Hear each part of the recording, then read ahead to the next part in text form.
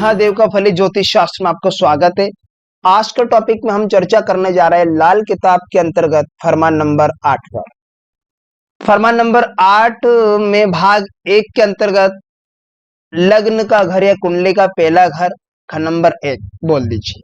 ये फरमान नंबर 8 क्या कहते हैं लग्न के बारे में। तो हमें लाल किताब के जो फरमान को हमें मानना बेहद जरूरी है। बिना फरमान माने हम लाल किताब प्रेडिक्शन नहीं कर पाएंगे। टॉपिक पर चर्चा करने से पहले मैं आपको बता देना चाहता हूं कि यदि आप मेरे चैनल पर नए दर्शक हो तो कृपया चैनल को सब्सक्राइब कर लिए, साथ में घंटी के बटन को दबा दीजिए ताकि मैं जो भी नया वीडियो अपलोड करूं उसका नोटिफिकेशन सबसे पहले आपके पास पहुंचे। हाँ, खास करके आपसे निवेदन है कृपया वीडियो को पूरा देखे, स्किप ना करें। तो बढ़ते बिना समय गवाए फटाफट हमारे टॉपिक पर। जैसे कि आप स्क्रीन पर देख पा रहे होंगे तो लाल किताब में लग्न को क्या कहा गया है। फरमान नंबर 8 क्या कहता है लाल किताब के अनुसार लग्न के बारे में। शाह सलामत का तख्ते बादशाह या हजूर की कदमों मुबारक हो। अर्थात लग्न में जो प्लेनेट बैठेगा उसे राजा का दर्जा दिया गया है। तख्ते ने सिंहासन। तो यहां पर क्या है, घर पहला है तख्त हजारी, गृहफल राजा कुंडली का। ज्योतिष में से लग्न भी कहते हैं, झगड़ा जहां रूम आया का। तो पहला घर तख्त है और ग्रह फल राजा कुंडली का होता है जो प्लेनेट लग्न में बैठेगा। और ज्योतिष में पहले भाव को लग्न भी कहा गया है। झगड़ा जहां रूम आया का, जो प्लेनेट बैठेगा वो प्लेनेट किस रूह का मालिक बनता है, बस उसी के अकॉर्डिंग उसका डेली वेजेस चलेगा, उसी के अकॉर्डिंग उसका काम होगा।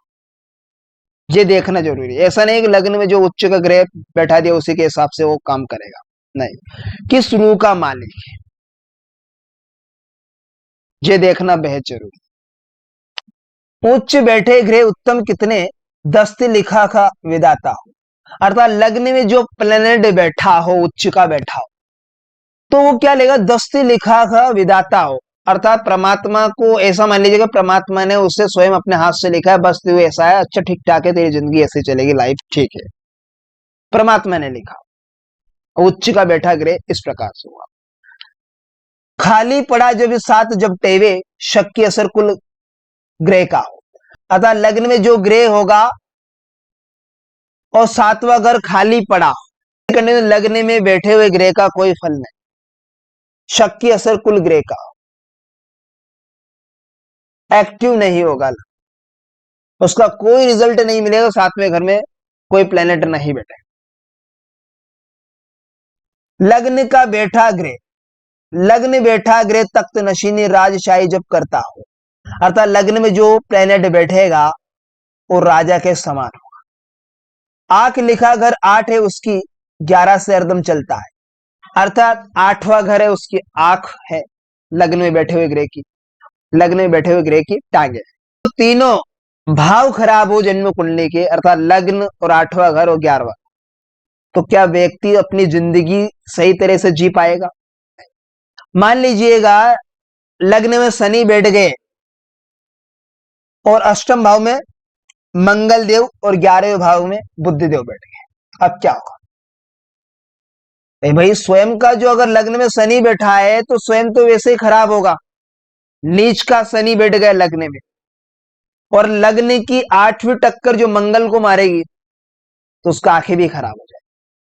अन्यथा वो देखते हुए भी वो सही निर्णय नहीं ले पाएगा, डिसीजन नहीं ले पाएगा, देख कर भी, करे भी तो क्या करे। और 11वां घर होता उसका टांगे, टांगे खराब हो जाए, विष भर दिया जाएगा, उसका जहर घुल जाएगा, उसके पैर में विष हो जाएगा। तो 11वां घर बड़ी बीमारी को भी होता है, इनकम का घर भी होता है।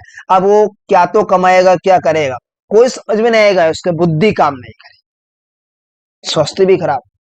तो ऐसे में उसका बर्बादी का कारण अर्थात वो गरीबी की लालच पड़ जाएगी, बीमारी उसका पीछा नहीं छोड़ेगी, क्योंकि स्वास्थ्य भी खराब, उसकी आंखें भी खराब और टांगे भी खराब। तो इनकम के स्रोत भी पूरे बंद हो जाएंगे, रुपए पैसे की तंगी, बीमारी खत्म, दूसरी बीमारी चालू। इतना खराब योग घटित होते को लग्न में बैठा गृह तख्त नशीनी राजशाही जब करता हो, आंख लिखा अगर 8 है उसकी 11 से हरदम चलता है। तो ये हमेशा याद है। अगर इसके विपरीत अगर लग्न में मान लीजिए बृहस्पति देव बैठ गए अष्टम में सूर्य और लाभ भाव में अर्थात 11वें घर में मंगल, तो वो मोटे मोटे तौर पे कमाएगा, सब अच्छी तरीके से खुशहाल जिंदगी जिएगा, उसे कमाने की आदत लग जाएगी, पैसों की लत लग जाए, कैसे पैसे कमाए, कहां से हमें पूंजी इकट्ठी करना है, ये सब कुछ उसके अंदर जुनून सवार हो जाए। अकेला तख्त पर बहुत से हो सातवें, राजा वजीरी होती है, उलट मार जब टेवे बैठे जड़ सात्विकी की करती है। ठीक, अब अकेला प्लेनेट अगर लग्न में बैठे, 7वें घर में 2 या 4 प्लेनेट या 5 प्लेनेट बैठ जाए तो राजा वजीरी के साथ, यानी लग्न में बैठे हुए ग्रह 7वें घर में 2 या 4 प्लेनेट बैठे, उसे लग्न के अकॉर्डिंग अर्थात 7वें घर में जो प्लेनेट होंगे वो लग्न के हिसाब से रिजल्ट देंगे, फल होगा। क्यों फल होगा? क्योंकि अगर पत्नी मान लीजिए पति के आज्ञा का पालन करे, पति के हिसाब से चलेगी, तो लग्न में बैठे हुए ग्रह की जो क्वालिटी उसके गुण होगा, उस 7वें घर में बैठे हुए क्वालिटी के गुण भी मौजूद हो, दोनों मिलकर एक पॉजिटिव एनर्जी क्रिएट करें, यहां पर नेगेटिव रिजल्ट नहीं दे। लेकिन ये उलट मार जब टेवे बैठे जड़ सात्विक की करती है। अगर लग्न में कोई प्लेनेट नहीं बैठा, 7वें घर में चाहे प्लेनेट बिठा दीजिए, 2 या 7 5 भी बिठा दिए, कोई रिजल्ट नहीं मिलेगा, कोई रिजल्ट नहीं मिलेगा। ऐसी कंडीशन में मान लीजिए 7वें घर में सूर्य शुक्र मंगल बिठा दिया, लग्न में कोई प्लेनेट नहीं बैठा, तो जड़ सात्विक की करती है, ऐसे में 7वां घर एक्टिव नहीं होगा, तो हमें लग्न को भी जगाना चाहिए, तब यह पॉजिटिव रिजल्ट होगा। उच्च नीच जा गिने घरों को वह नहीं एक साथ लड़ते हैं, बाकी ग्रह सब झगड़ा करते उम्र से चंद्र मरते हैं। बहुत बड़ी बात है यहां पर फरमान ने कही है कि अगर लग्न में उच्च का प्लेनेट बिठा दिया, नीच का प्लेनेट बिठा दिए, जा गिने घरों को वह नहीं एक साथ लड़ते हैं। खंड नंबर 1, खंड नंबर 7। मान लीजिएगा लग्न में सूर्य बैठा है, 7वें घर में शनि, दोनों उच्च कंडीशन, तो यहां पर क्या होगा, झगड़ा नहीं होगा, स्वास्थ्य ठीक रहेगा, डेली वेजेस की कमी नहीं रहेगी। चाहे लग्न में बैठे हुए सूर्य की 7वें दृष्टि शनि को ही क्यों ना मारे, क्योंकि शनि भी वहां पर उच्च कंडीशन अपने मित्र के घर में बैठा, यह भी अच्छी कंडीशन रहेगी।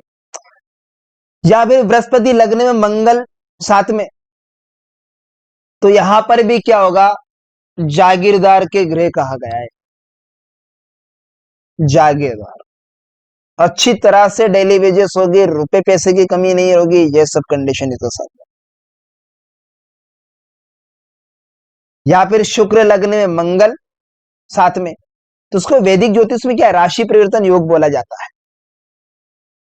यहां पर लाल किताब में 7वें घर के स्वामी लग्न में बैठ गए और लग्न भाव के स्वामी 7वें घर में, दोनों अपने स्थान को परिवर्तन कर,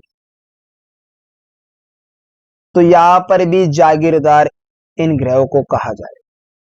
झगड़ा नहीं होगा, अच्छी कंडीशन में डेली वेजेस चलेगा, मियां बीवी के बीच में मित्रता रहेगी, ऐसी कंडीशन रहेगी। बाकी ग्रह सब झगड़ा करते उम्र से चंद्र मरते।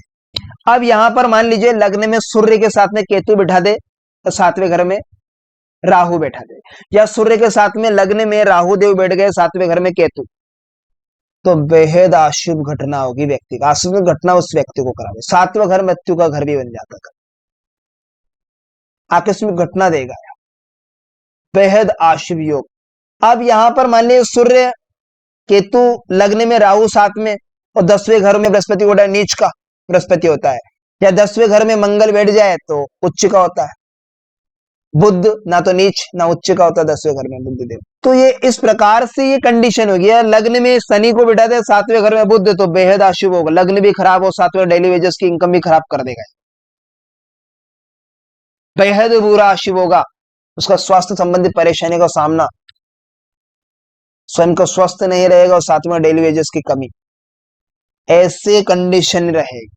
खाना नंबर एक सूर्य उच्च का होगा, खाना नंबर एक में शनि खाना नंबर एक में नीच का होगा, मंगल का घर होगा, और जो लग्न में जो प्लेनेट बैठेंगे वो मंगल की राशि बैठ जाएगी, क्योंकि मंगल देव का घर होता है खाना नंबर एक।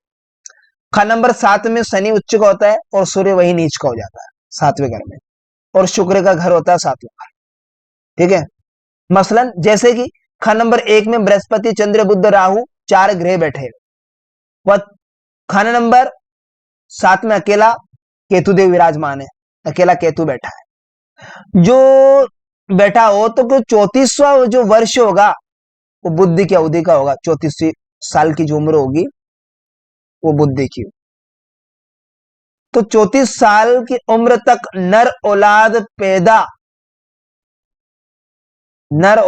पैदा होकर मरती जाएगी अगर ये योग घटित हो जाए जन्म को।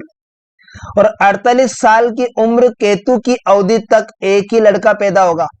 अगर वो 48 साल की उम्र से पहले दूसरे लड़का पैदा हो जाए, कायम हो जाए, तो बुद्ध लड़की बेगर बेइज्जती हया दीगर मंदे नतीजों में बर्बाद होगी। ये बेहद आशीष योग है।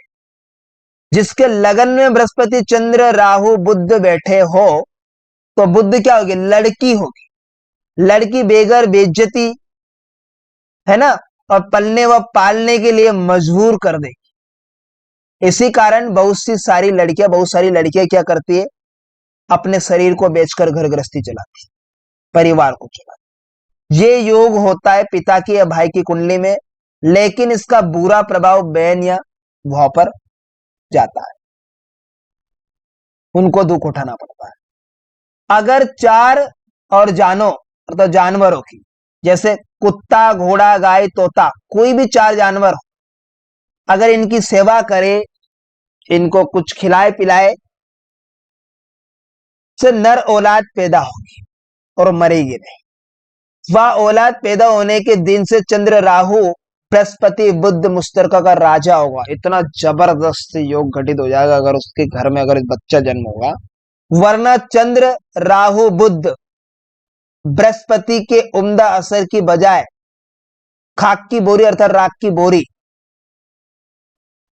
ठीक, यह हर तरह से लालच नसीब होगी। जिस वक्त जन्म कुंडली में असल मंगल के अलावा मसनूई ग्रह मंगल नेक सूर्य बुद्ध का मेल हो, कुंडली में मंगल नेक शुभ मंगल, या फिर मंगल बुध हो, सूर्य शनि का मेल जन्म कुंडली में आर्टिफिशियल प्लेनेट मंगल बुध बन जाता है। दोनों ही मौजूद हो तो खान नंबर एक देखेगा खान नंबर 11 को जब ये योग घटित होता है।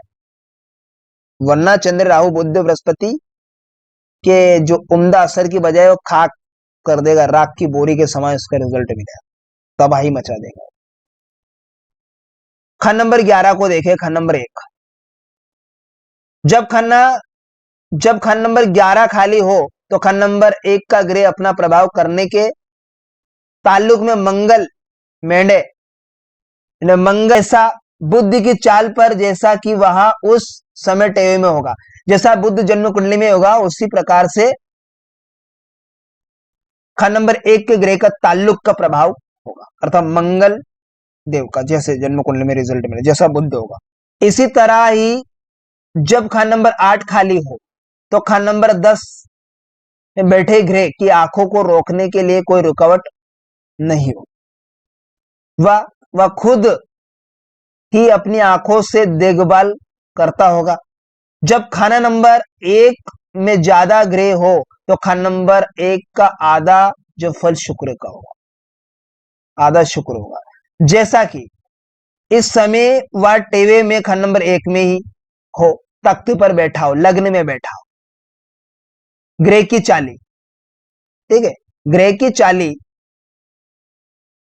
हुक्मरान राजा के अहद में उसके लिए खान नंबर एक, खान नंबर 8 व खान नंबर 11 जो रेगुलेटर, इनकम का घर स्त्रोत, हर एक ग्रह की अपनी हुकूमत, यानी खाना नंबर एक में आने के समय दूसरे ग्रहों के मुकाबला में ताकत का पैमाना खान नंबर एक को कुंडली का तख्त कहते हैं। इसीलिए खान नंबर एक में बैठा हुआ ग्रह राहु तख्त का मालिक या हुक्मरान राजा कहलाता है।